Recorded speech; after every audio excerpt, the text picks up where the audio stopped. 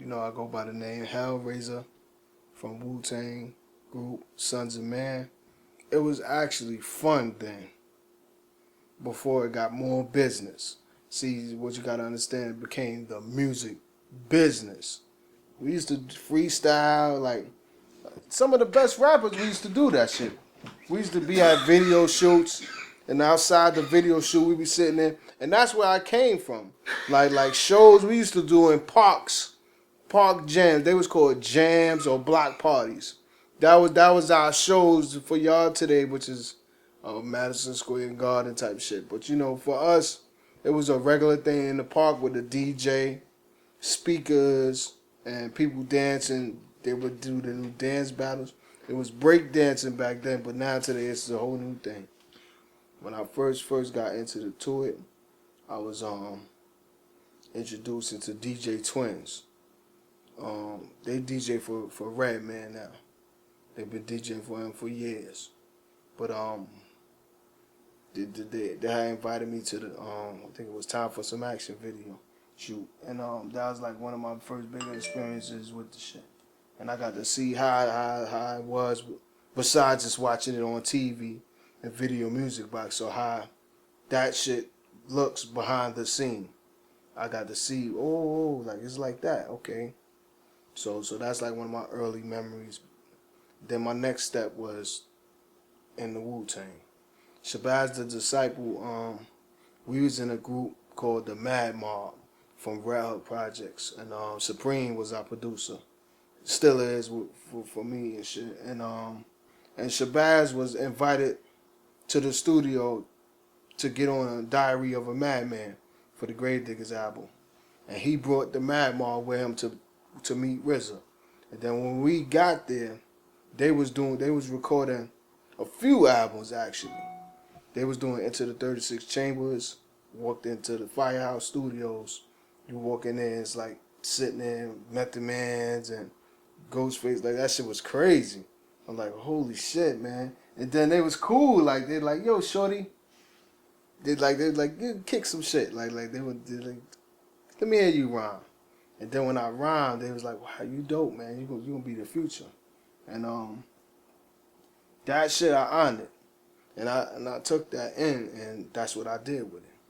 My brother, that's a little older than me, he was the rapper in my family first. And my cousin is a DJ. He was DJ Vandy C.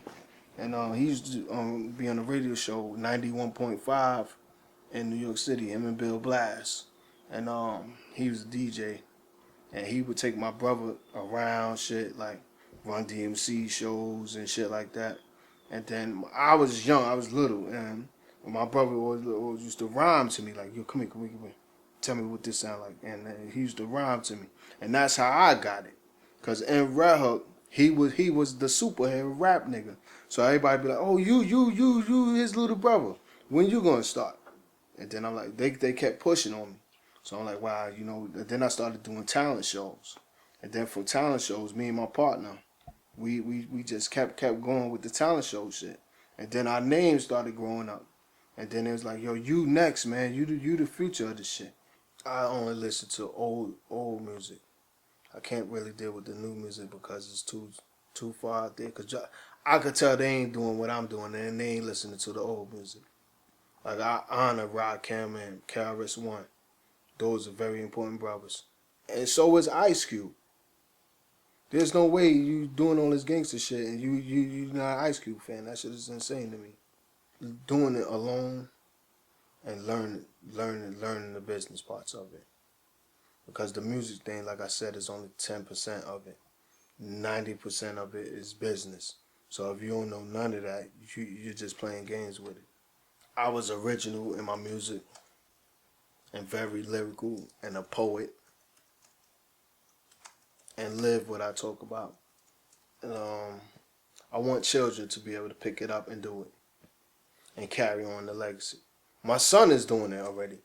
And I never taught him to now you make your child sit down. You're going to do this, you're going to do that. Nah, when I first came home from the hospital, my son came downstairs.